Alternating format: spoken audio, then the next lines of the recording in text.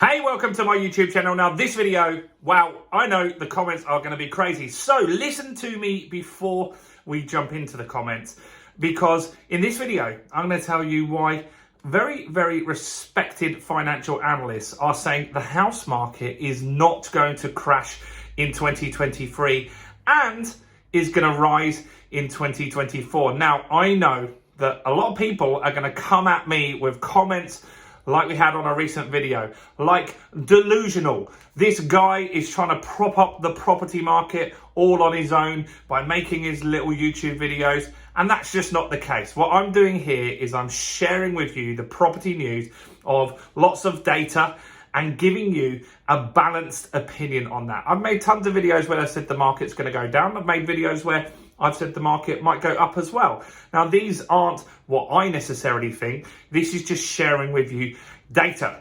So bear that in mind and be kind in the comments because I know we're going to get some negative comments on this one, and that's fine too. But do comment what you think in this video. Do you agree with this? So before you jump into that, do give me a quick like on the video. Do subscribe and hit the bell if you haven't already. We're one of the only property channels that has new content every single day. Now, house prices. It's a very, very touchy subject.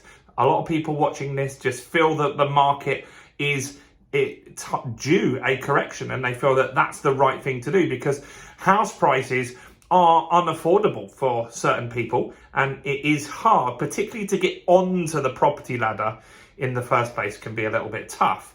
And so with that in mind, whenever we talk about the housing market and stuff that's going on, people rightly get quite frustrated when we're talking about that. And so what we're looking at is an article from Reuters. And so Reuters is a very, very important news agency. And in fact, they make the news for the news.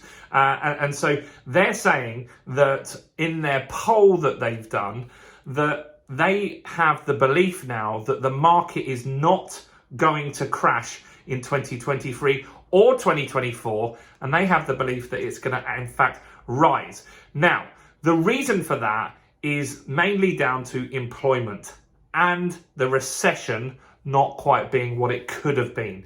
Now, if you were even talking a few weeks ago or months ago, we were expecting to have the longest recession on history. And that's what the Bank of England were telling us, that we were expected to have a very prolonged recession, but not necessarily so deep.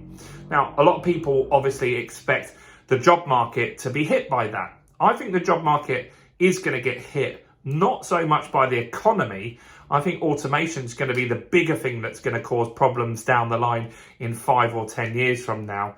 And so the job market being buoyant means there is still some demand for properties, and affordability is there. Now, some affordabilities come back because we have had some drops in house prices, and obviously people have had pay rises with inflation as well. So that's had a little bit of a correction on the affordability, which people might not be taking into account. So in this poll, they're saying that they feel that this year house prices are going to drop by 2.4%. 2.4% over the year. That's not too bad. I'll take that all day long. I hope this poll is right. No one knows for sure, right? No one can say for certain what's going to happen. We've seen such a volatile 6 months. Is up and down. Now, what is going to impact that is, does inflation start to tail off quickly? Is the energy cost going to come down? Because all these things are factored into affordability when buying houses. Now, one thing that they're talking about as well is that, look, not many people are selling at the moment and not many people are buying at the moment. And so that has taken out a big chunk of the market, which means that can slow down big corrections upwards or downwards. There's just not transactions happening. And so the people that are struggling from that is solicitors, mortgage brokers. These types of businesses aren't doing too great. So the now consensus is a decline of 2.4% for the year. Now, 2024, they're actually expecting it to go positive and to rise 1% in 2024. And so I hope that that's right, because as a property investor, yes, over time, I want my properties to go up in value. Of course I do. You would too. We like the properties to go up in value. But I would prefer it to be at a much slower, more predictable basis, because when you're doing a deal, predictability is really, really going to help you. And so even in a flat market, I can use a strategy called the buy, refurbish, refinance, rent strategy. And if I know that I buy a property for X and it's going to cost Y to renovate it and it'll get valued at Z, then that's good. And I can work with those numbers. It's when the market's going up 2% in a month or down 2% in a month, that's when those sorts of deals can be a little bit more difficult. So if we had a flat year, or like this would be indicating that we'd have a few months where we'd have 0.5% drop, that makes those sorts of deals a lot more easier to manage, easier to predict, and you're more likely to get those numbers to work for you. But if we have huge volatility, I wouldn't want this year to have huge house price growth, because then if you had that, you're more likely to have a crash at some point at the backside anyway. And so I'd rather the market just went up 2 or 3% a year, to be honest. That would be a great number, like the inflation target for now, and have the odd year that does quite well.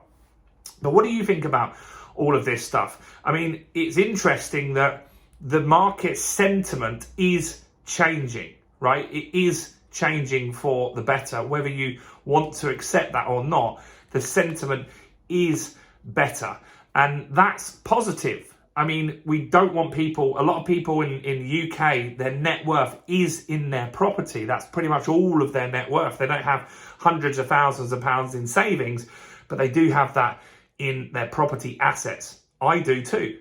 And while you might think that me making a video saying that the market's not going to crash, if you honestly think that I have the belief that I can move a market, then great. Good luck to you. I wish I could.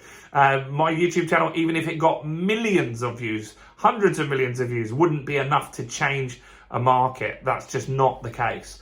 People buy with emotions. People buy places that they want to get. People buy what they can afford, right? And so when they go for a mortgage, especially if it's a house that you're going to live in yourself rather than a buy-to-let, you will get the maximum property that you can. It's one of the only things, like if you go for a car, they might say, well, you can get £100,000 car, but you might say, well, I don't want the monthly payments on that, so I'll go for a £50,000 car. But with a house, people always buy with emotion, and they stretch to get that biggest house that they possibly can. I think this is good news.